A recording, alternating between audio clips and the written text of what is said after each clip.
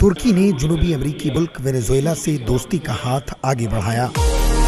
तुर्क सदर रजब Tayyip Erdogan ने वेनेजुएला के सदर निकोलस माडुरो से मुलाकात की। इस मौके पर सदारती दफ्तर में तुर्क सदर का इस्तकबाल किया गया। इस मौके पर तुर्की और वेनेजुएला के दरमियान कई तिजारती मुआहदे हुए। तुर्की ने महज 9 माह के दौरान 900 बिलियन अमरीकी डॉलर का सोना वेनेजुएला से खरीदा।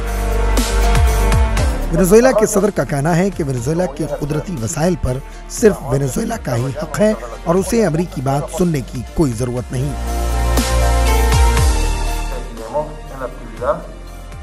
हम सोने के कारोबार को जारी रखेंगे। अमेरिका या किसी और मुल्क को हमारे माशी और तजारती सरगर्मियों में दखलंदाजी का मौका नहीं देंगे। वेनेजुएला इन दिनों शदीद इफरात ज़र का सामना कर रहा है, जिसके सबब इस सोशलिस्ट मुल्क में अशियाए ज़रूरिया की कीमतें बढ़ गई हैं। किससे दोस्ती करनी है और किससे नहीं, इसका फैसला हम खुद करेंगे। तुर्की एक आज़ाद और खुद मुख्तार मुल्क है और वो वही करेगा जो उसकी आवाम के हक में है। बेशतर ममालिक वेनेजुएला के सदर को इसका जिम्मेदार करार देते हैं।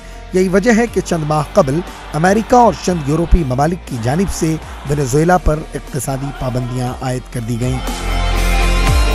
Bureau report, ETV Bharat.